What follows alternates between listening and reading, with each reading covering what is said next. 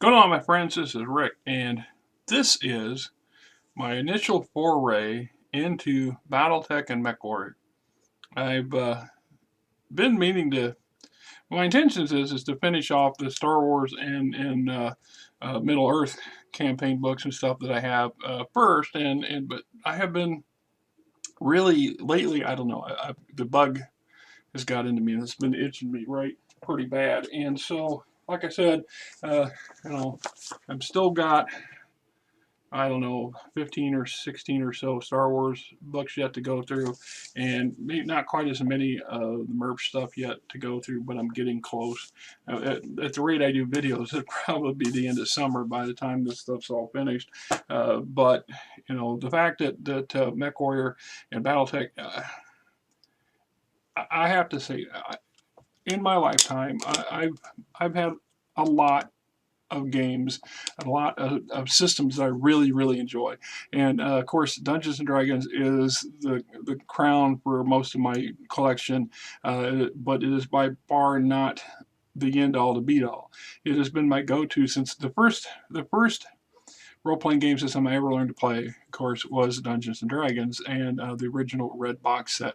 And after that, uh, I got into Star Wars when West End Games introduced it because I was a diehard Star Wars fan.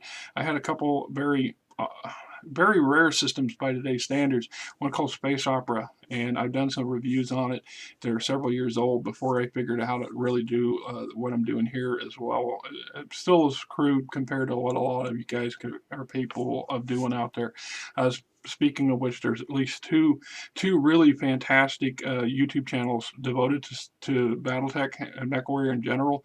Both of them are far superior than anything I will ever be able to produce. And I will put links. I will add links to them below when I'm done with this, and that way you guys can go and look. If you don't know about them, you really should. They really go into some great depth and detail, and they have resources and time that I don't have, and their method of delivery is much smoother, much more professional than I'm ever going to be. I'm just enthusiastic fanboy who really loves this stuff, and I enjoy talking about it and sharing. And of course, I'm full of opinions. Right. Uh, that said, this is probably going to be a lengthy video, so if you don't ride through the whole way, that's understandable. Some of these are what I find for me is I have a job that has me out working at all hours of the day and night. If you've heard of me, if you've been on my channel for any length of time, you've heard me cry about it.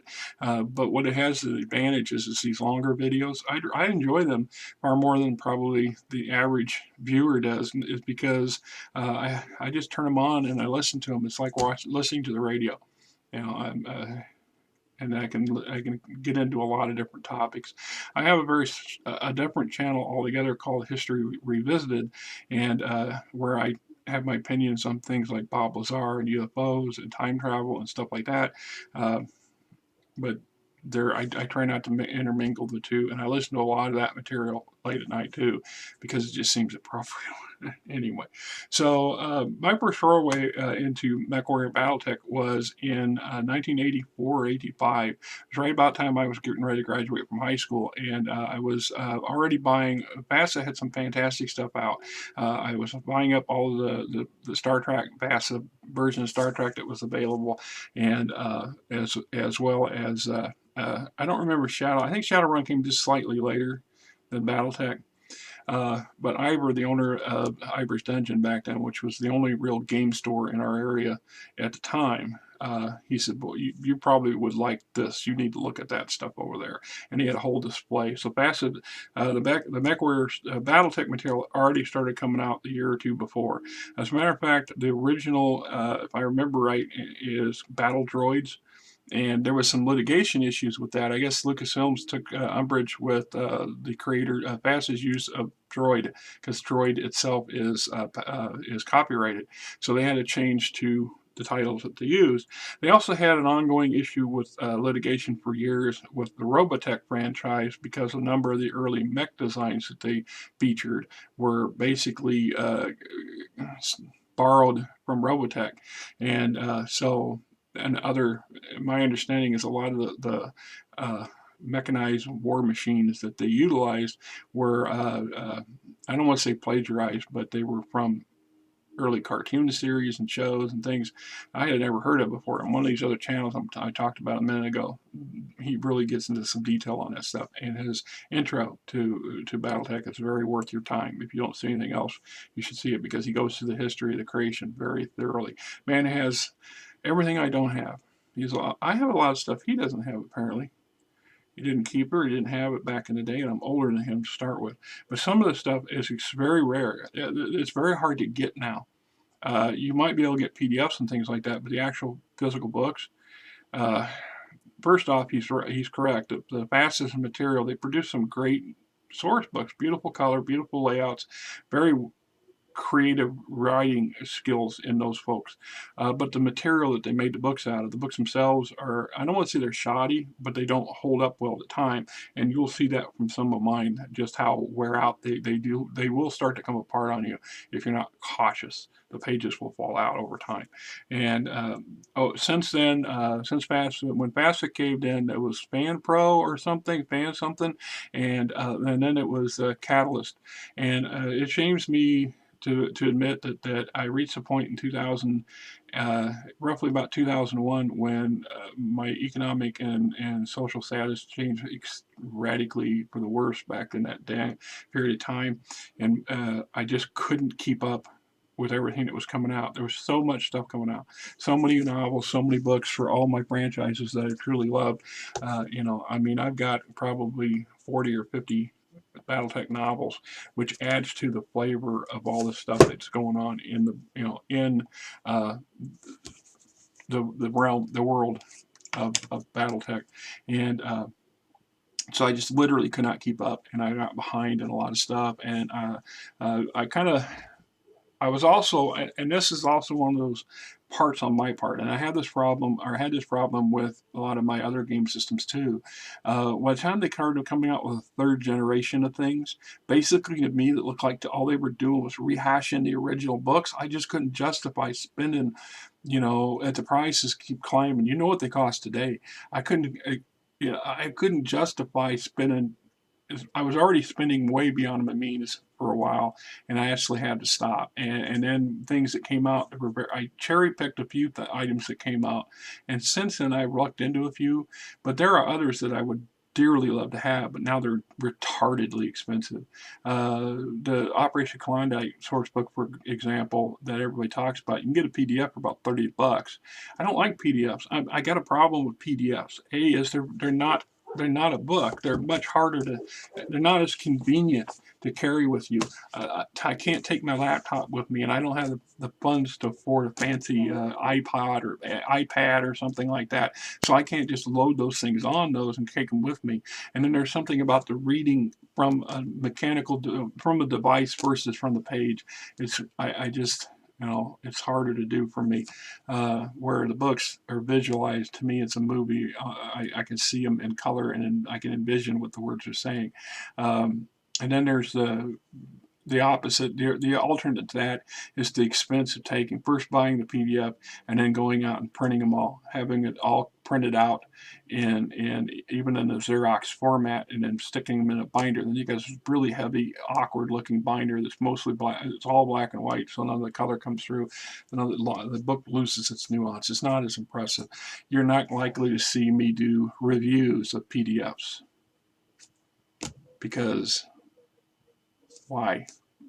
That's just my opinion. So like I said, they came out in 85 or 86, and I was already a fan of tabletop war games. See, that's another passion of mine that a lot of my contemporaries, I've noticed that a lot of my gaming contemporaries, they either never got into it or never understood it. And it is an extremely complicated, more complex version of playing Risk, or a complex version of playing chess. Chess is a very challenging game, but it's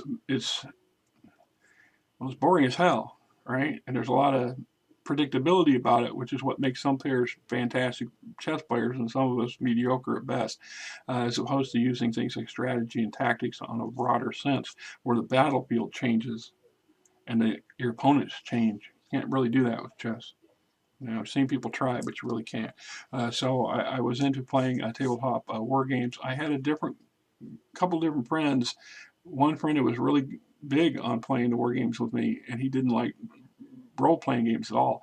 And I had another friend who was huge into the role-playing games, but not so much into the war games. He found them terribly tedious because they are a resource management thing. There's a big circle in video games over the years. You've got those simulation game systems that simulate war games, and others that simulate first-person shooters or RPGs, and it is what it is. So the original set, and I wish it still had the boxes. The boxes did not. Some of the boxes, my original box sets, did not survive. A lot of the contents are gone. I still have some of the maps and stuff, and some of them are. I got a couple that are in pristine condition because the truth was I never used them. I bought them and I wanted to use them, but there was a point after high school that my wargaming buddy, he went on to a different life than I did, and we still haven't. I haven't seen him since, and I couldn't find a niche of players who really liked the war gaming until probably the early 2000s, and then I found a couple of people that were into it, and we exploited what sources we had at the time, and which were older game systems and stuff, and there wasn't a lot of new stuff. BattleTech, on the other hand, was probably the only one that really carried through in such a grand scheme of things, and it is a fantastic system. So, like I said, my original set, this was the core book that came in the box set itself, and I have a box full of lead miniature mechs and stuff around here somewhere, but I have an entire box full of the other ones that come with it. The original ones that came with things was the paper cutouts, and if you this is what they look like. All right, there's an Uller. This would be a clan mech, and you would basically take the piece. Here's a Mad Cat. You take the piece, and my bases were in a different location in a different box, and I do not believe I have any of them in here because I only utilized these for a few years because I was in the process of purchasing lots and lots and lots of lead figures. I had several battalions worth of battle mechs, and another battalion or so's worth of assorted ground vehicles, tanks, and APCs and things like that to use on my maps. And so I use these less and less. But there's a little plastic stand that you would use it, so it would push together, and then you would be able to turn it and function and move it around just like you would anything else. And of course, there's a lot of little icons and symbols and other things that you can use to help mark stuff. Here is a 2D version of a light tank. This one's color black and white version on the opposite side. Then we had, here's a building. So this is a light L1 would be a light level 1 building, and in addition to things like that, so because I was into those things, I learned to make additional ones. So I made them by hand, and it was quite, I don't want to say clever. Here's a Condor, for example, hover tank, and this one here actually belongs to a command unit. I don't know if I can remember which symbol that belonged to. I can't tell you off the top of my head. See what it says on the back.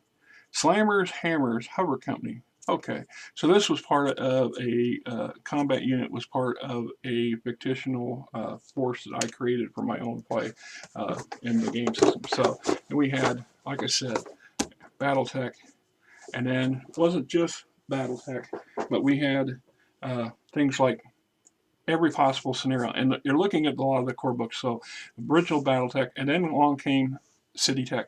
So basically, this is an expansion of urban combat, these rules, but more for the urban setting, and additional mechs and devices and effects, slightly modified, a little bit updated, some changes that were done once they figured that we could improve on it, let's improve on it.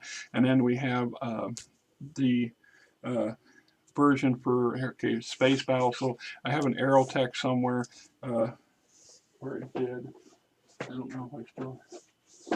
I don't know what happened to Aerotech. I don't think I don't know what. I know I had it, but I don't know where the damn book went. I don't have it with me. Then what came along, Battle Space, when the clans re-emerged, and suddenly we had things, larger scale combat with warships. This was what replaced aerospace in a lot of aspects. So this came with its own book box set. So there's Battle Space. My intentions is over the next year or so is to go through every one of my pieces here and do a video specifically for them. So as you can see, they had their version of cutouts. These never got utilized by me, so they're still relatively brand new. This is a 30-year-old box set, and everything's still more or less intact, right? I mean, they even got the catalog that was produced for that particular year for our maps and things like that. So, you know, never utilized. No idea what this thing runs for now, brand new, and if you can find even a used version of this on the internet. I don't either, but I'm sure it isn't cheap. And I paid, let me see, $25. $25, and I thought, oh my God, that was horribly expensive, right? But this led to Battle Force. And Battle Force is something I really, really got into because while mech combat, individually speaking, on the Lance, individual mech Lance and or company combat on a tabletop scale is cool. And I guarantee you would not. My table here is an old kitchen table my mother had that's about 5 feet by 4 feet. You would not do much of a campaign on this table if this was your only source.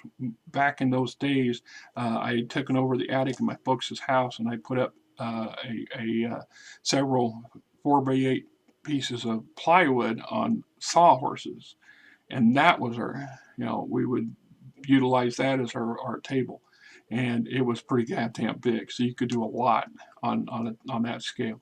I still didn't have the resources to make a 3D environment like some folks did, and some folks still do, and I envy them to a little bit degree, but you can do quite well with just the 2D map surface basics. This is one of the maps from Solaris, the Gladiator world.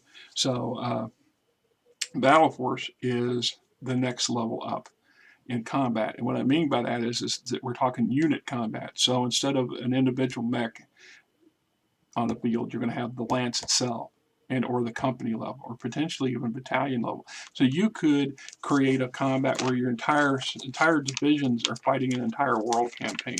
And that's basically what we're talking about here. And the symbols and the mechanics behind it are much different than let's see, I got stuff in the wrong box, but this is basically, oh, here's some of the, no, those are the basis for Mech Force or Battle Force. So here is an example of a well. This one's got a little bit of moisture damage. Some of the stuff got stored away, and when I was living in my folks' basement in my early 20s, between my first marriage and my second marriage, the basement was notoriously damp, and it didn't do my collection any favors. And then some of the stuff got into storage, also didn't do it any favors. So this is one of the ones that came with it. So this is a medium mech lance. So this would represent 4 medium mechs, and the average of its capabilities for range, movement, ranged combat, close combat, and defense. So if I'm remembering those right. But I learned from these because I learned that there was never enough of these things for the sheer scale my friend and I like to play. We really like to ratchet things up and have a much grander. So you can see there's a lot of these in here. But I learned how to make some. I'm trying to see if I got any of those handmade ones in here or not. Yeah, you can see lots of moisture damage got into maybe I don't have any of the handmade ones in here, but what I was doing was I was creating a bunch of versions of these, and that might be why some of these are still in the plastic, because I started making my own and I don't know what happened to them. But what I was doing was, if you look at the units, okay, so pretty much what this is this on this side. This is the side that would be facing your opponent. So what I was doing was I was creating my own versions of these, and then I would create these, and these would be the fronts. So this is an entire regiment from the House Merrick, and all of its combat units. Oh, here you go. Here's some that I never, because I was in the process. This is a regiment never got deployed, so I would have cut all this out and made them by hand, cut them out, and then made carbon cutouts of this sort of thing. And then this would have been the facing with all the stats and stuff. And this is, it actually tells us what it is. The Falcon Guards.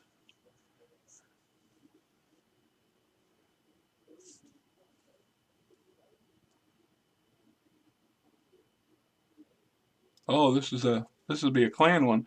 Falcon Guards Trinary Echo Elemental Star 2.0 or point D, because there's point E, there's point B. So this was a clan version that I was creating for at the time that never got utilized. Like I said, my friend and I got together off and on through the late 80s and into the early 90s. Then I remarried, and we had, I don't know, we had a couple issues. Him and I developed some problems, and things just didn't quite pan out. That's a ghost bear unit I was working on. This one here, what is this one? This does not look like a clan unit. But I used to have several boxes full of this stuff, and I think I still have one stuck someplace where I did. You know, but this stuff here, my passion for this BattleTech in general and Battle Force specifically was so high. Yeah, this First Sword of Light, that's what this is. First Sword of Light, 1st Battalion, 2nd Assault Company. And that's the 6th Donegal Guards, 4th Regiment. So it gives you an idea. But it was because of this passion some decades later in 2005 to 2012, 2013, I worked hard on my own game system called, which the working title is Stellar Frontiers, but there's a bunch of issues with it. Specifically, that I had a bogus contract offer that's kind of got my hands tied, and it's with such a vast work, it's real hard for me to go back, and so someday, anyway. So, like I said, I have a big passion for that sort of thing. As a matter of fact, some of my stuff for my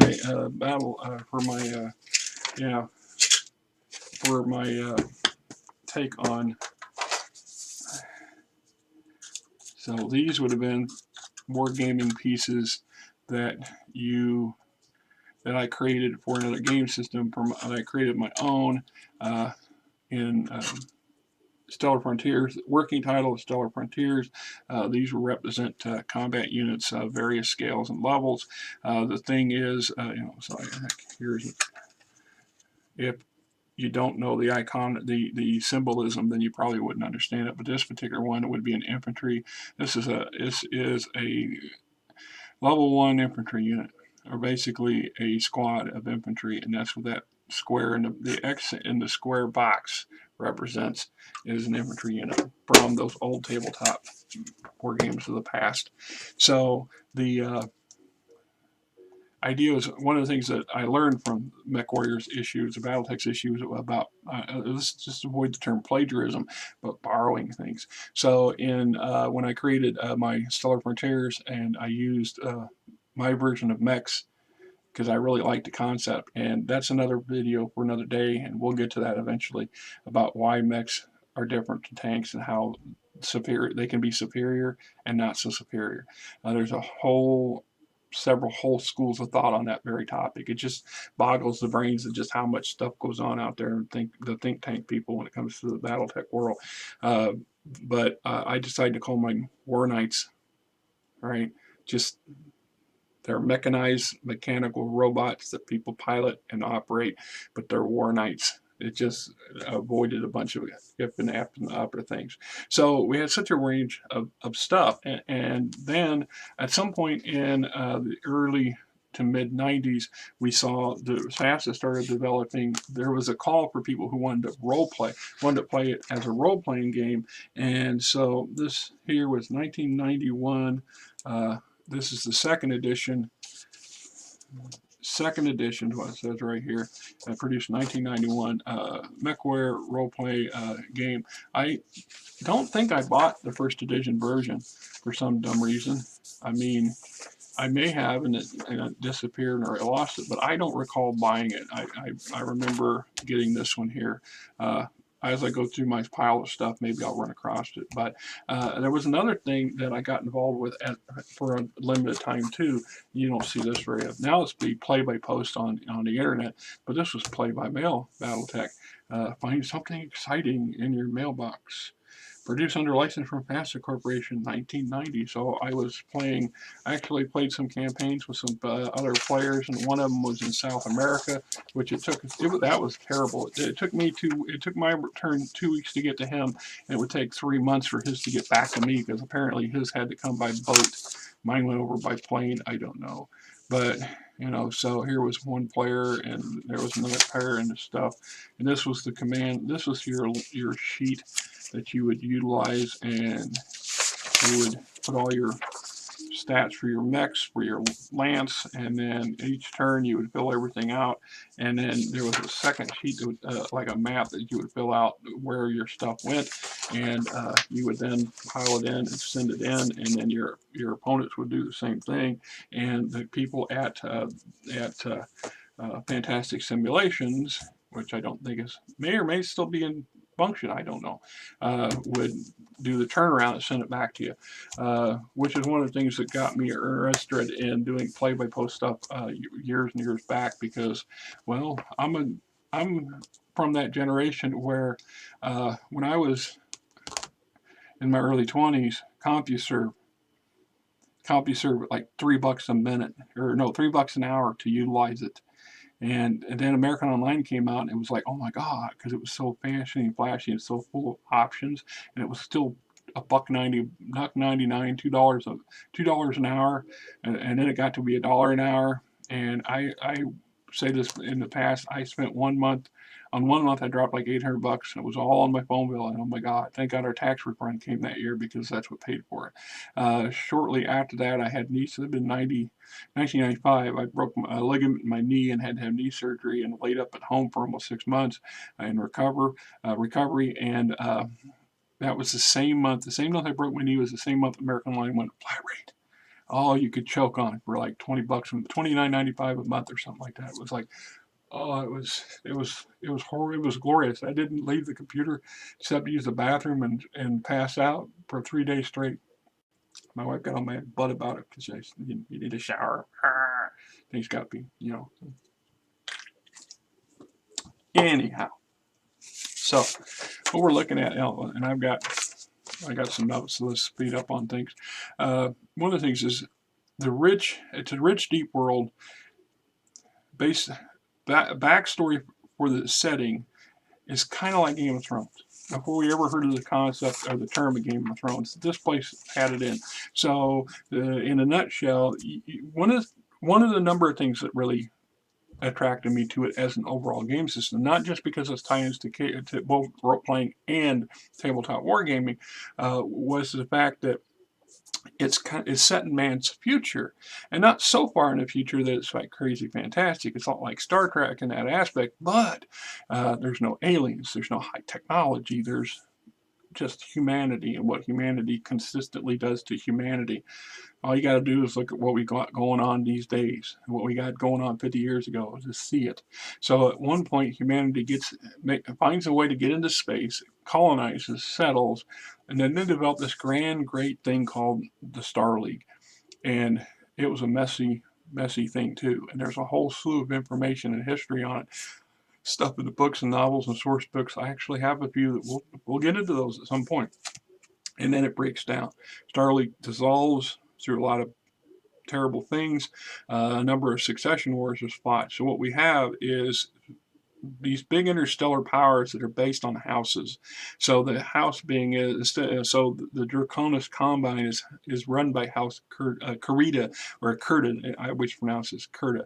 The Compelling Confederation is House Liao, which I always pronounce Leo, and Federated Sons is House the Bond, and the Free Worlds League is House Merrick, and the Lyran Commonwealth is House Steiner, and these were the successor states of the Star League. There originally was. It's ironic because when you in one of these in the near future, I'm going to do a video and I'm going to read you what's in here, the backstory that sets this up at the very beginning of all of this, before everything becomes what it is now.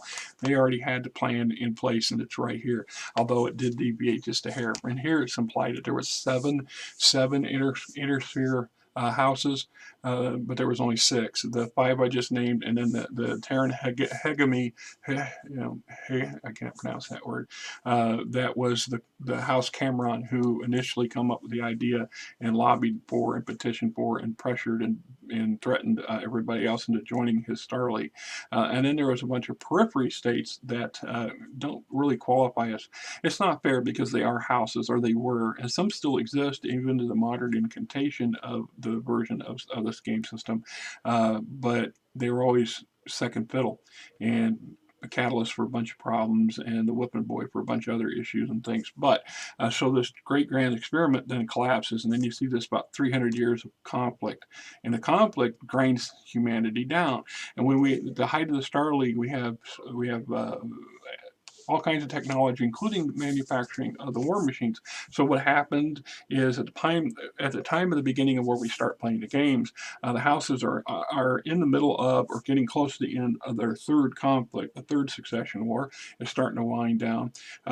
There's very few factories that produce high technology anymore, and most of the really high tech stuff we forgot. We know how to maintain it, we know how to keep it running, but we don't know how to replace it. We don't know how to build new ones. So jump ships, for example, warships cease to exist altogether until the resurgence of the clans. When the clans come back, suddenly we have more tech now, because they maintained their tech base much better than the Intersphere did. The ability to manufacture the mechs themselves is almost lost. There's a handful of worlds that still have the capacity of manufacturing the actual machines in limited numbers and or components in much greater numbers, which allows, but salvage and is a big function in the game. We're back to that resource management thing. So you can really get yourself into a lot of detailed stuff. You can be doing things between game sessions. That's one of the things I like the game system for. So anyway, and to emphasize on all this, right? The rich, the setting of Game of Thrones, the rich source material, the books, the modules, the novels, the battle technology. It's a series of magazines. I will do videos on those in the coming years, at least the next 2 years potentially. It could take that long to get through everything. Gives you such a wide range, and then if you add in the comics, the comic books, the cartoon series, the plethora of video games, which a lot of people are familiar with BattleTech because of the video games and not because of any of this other stuff. But that's all that ties into a very rich world. It's ironic and it's kind of sad that they haven't actually come out with a live action BattleTech movie, because the world's that rich, the environment's that potentially doable.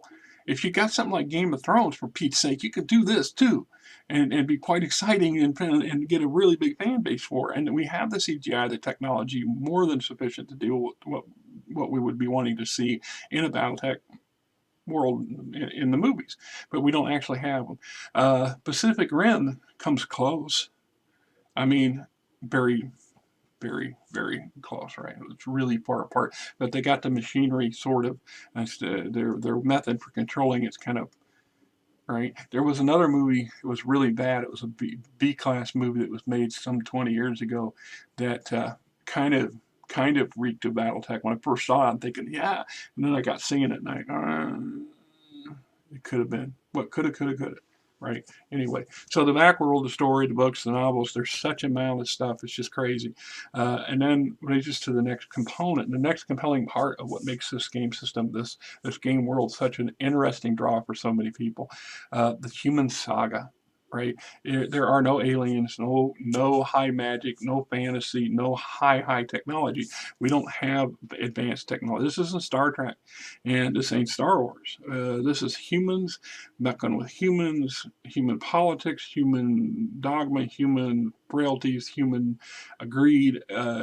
It just doesn't. And there's one or two novels on the periphery of the game that come out where they kind of try to take a stab at the possibility of some kind of intelligent other than human intelligence out there, but it didn't pan out well, and nobody in any of the incarnations so far has wanted to go into that. There's plenty of game systems out there that handle that. You want to play that, go play Star Wars or Star Trek. That's not what this is about. So the fact that we don't have extremely advanced technology. Majority of the technology that's used, majority, is comparable to what we can do now. As a matter of fact, we can do more now than some of the stuff they could do then in the books and the movies, in part because, well, this is stuff from the 80s, and it's an 80 mindset. So, it's never been brought into the modern world. The other part, the next part of a draw and allure of the system is it's a lived-in universe. And what I mean is it's like Star Wars in a lot of aspects. Star Wars has a very deep and rich history. Star Trek does too, but Star Trek doesn't really dig into their history as much. It doesn't build upon that history as a foundation. It's just kind of there. We know the human past. We kind of fill in the blanks between here and there. Now with the BattleTech universe, it is very rich, very detailed, and very deep. It goes back. As a matter of fact, you can campaign in any one of these eras and quite successfully with the rule sets that you have. You can role play in any one of these eras pretty much. You just have to constrain or either expand or constrain the world that you operate in based on the timeline. But for the most part, it's everything is, you know, potentially the war the mech you're piloting could belong to your great grandfather, or belong to your family's stable of mechs, and so there's great prestige and great anxiety as well. You take these, you go into combat, you deal with things, but if you risk losing the livelihood of your entire family or your heritage, and if the machine gets destroyed, you find yourself dispossessed. That's a whole nother layer of problems. And there's several sections in the book that go on about that. And like I said, we'll delve into some of those things given time. I really don't. So far, I've seen it touched on a few places here and there, but not really. They really don't get into the game mechanic mindset as they could, in my mind, in my opinion. It's just my opinion, mind you. So we have this lived-in universe. Uh, the augmentation of tabletop war games and RPG, and I got that pronunciation terrible, and the spelling's just bad on my notes. It's the melding of the two. It's one of the While most RPG fantasy games, Star Wars, all of them have miniature rules for playing miniatures. So you can bring your little miniatures to the table and you act them out on a battle map and on the field. So, and I get into some I've had some pretty lively discussions and get some pretty angry responses from some diehard role players that they don't ever war game. We never do that.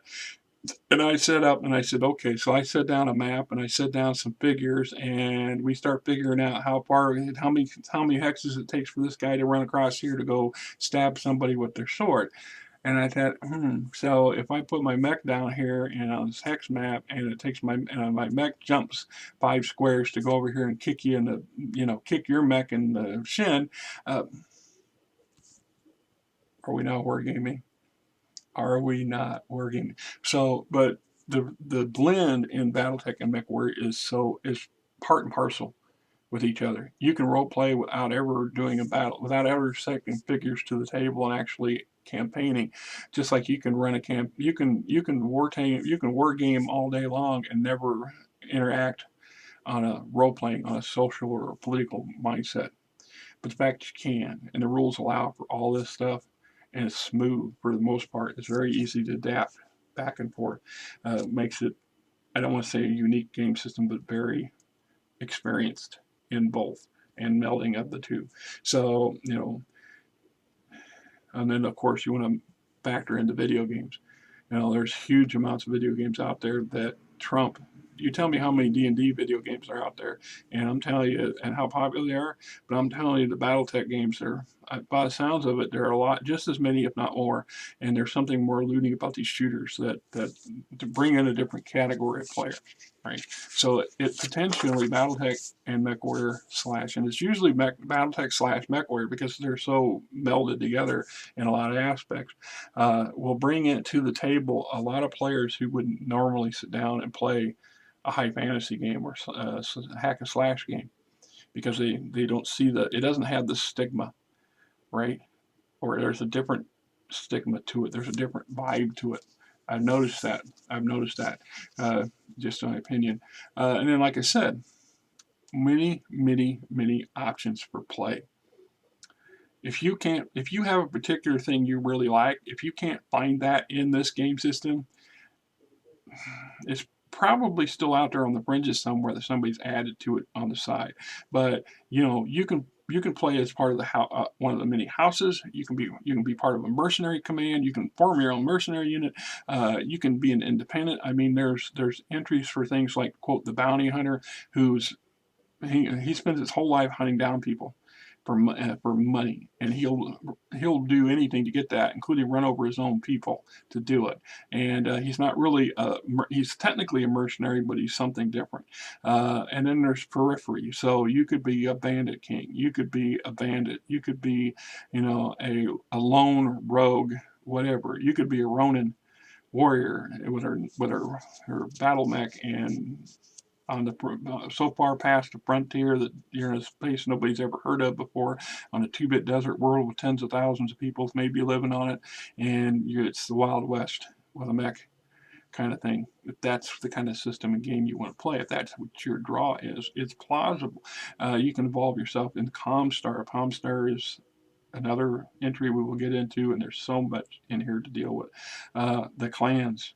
The clans, oh my God. This is one of the reasons I wish I could have got the Klondike source book. I was out of touch for a while. I just kind of tuned out for a lot of things for a lot of reasons. Life really got hard, and we had to really do some things. And I just didn't have the luxury of being connected. And this is one of those mini books that Catalyst Games put out. And it came out, and it covers an entire section, a segment of the history and backstory for BattleTech when it involves the clans and their conception, that I really missed out on getting that book.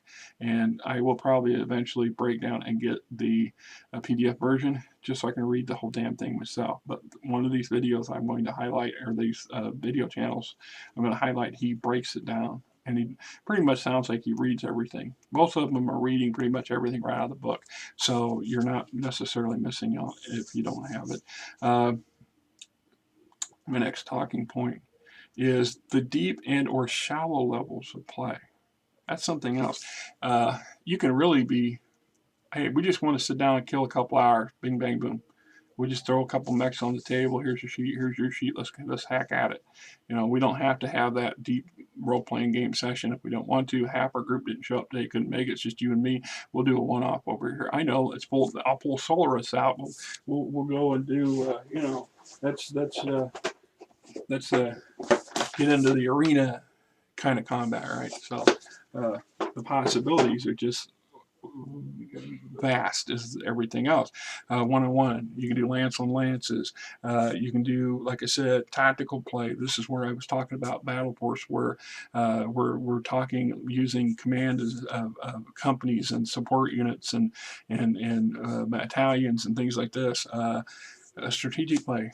There was a game system, a supplement game system box set called the Succession Wars. It was kind of like a board game right? On a grand scale, risk on a grand scale. And in this case, you were one of the successor lords, and you were trying to capture worlds and defend your territory and capture world and invade other people's territories. And your symbols, your units were entire regiments of machinery and a fleet of ships and et cetera, et cetera. So you had that grand scale, and then you had that mid-level scale, then you got that intimate level, personal scale. You see, pick your poison. Where's your pick? And then in between all that, if you really, really, really, really can get into it deep, and oh boy, I got into it deep on more than one occasion, where you combined everything, all aspects of this. So you're representing a large house or a portion, some noble section of one of those houses, and you're dealing with defending your region of space, and you're dealing with it on the strategic level, and then on the tactical level as well. And then perhaps maybe you're a warrior, maybe you're a BattleTech warrior noble, so you actually occasionally take the field one-on-one to combat somebody, winner take all kind of thing. So the scenario is all possible. It's all there, and all the mechanics flow well and easily adapt. So yeah, so much stuff, right? It's great. And I get to my last point, my final point on this, and then I'll bring this particular video to a end. And I'm sorry if the sound seems a little too low. To me, the sound isn't so hot. I don't know. I need a good microphone. I've tried the earbuds, and then the cords are always in the way. I actually have a really good set of headphones, but these headphones, I run into another problem, is that there's only one port in this particular laptop. My old laptop had two ports, so I could have the headphones plugged into one, and because it uses one of these well, I can't, one of these kind of adapters. Well, so does the camera, right? So the camera, it's either this or that, and so on. So if I want to have this, I can't have the other. It is what it is. But anyway, my last talking point is admitting that I really, really wished that I could have been able to continue collecting the later generation stuff. There is so much.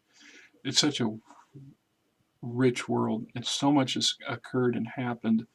I have majority of stuff up through the Battle of Takiad and the Clan Invasion, and a little bit after that. I have some novels set in the Dark Ages section. After the Fourth Succession War concludes, the Clan Invasion concludes, and then a lot of chaos and crap happens. And there's the word of Blake jihad that really messes up those big chunks while they're trying to take over things. And that's a splinter group from Comstar, which, like I said, the stories are rich and deep.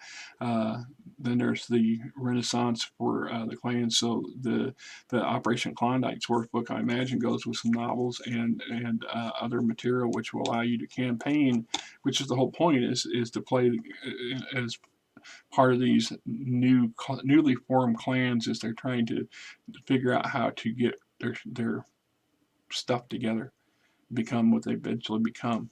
So in a nutshell, I really regret not being able to keep up with a lot of stuff, and I look back on some of the prices. Oh my God, on Amazon, there's a copy, a brand new copy of the Operation Klondike for $600 or $700, $699. I mean, oh my God, God bless you. And you know what? And I see some people's YouTube videos and their backstops and their back rooms and their wall of books and how nice all their equipment looks. And I think, well, there are some folks that got that kind of money. It just got to the point where you can't spend hundreds of dollars a month on buying and buying and buying and buying. At some point, you have to stop or reassess your life, you know, and what do? You end up wishing you had stuff that you don't have. And because they're so hard to get, they're so rare, a lot of this stuff was one print or two prints. And then when FASTA went defunct, they had no reason to keep making more. And they're not going to make, a fifth or sixth or 10th printing of something if the market's kind of weak on it. Now the advantages, and then of course the advantages of having all of the PDF versions is they don't need to in their mind.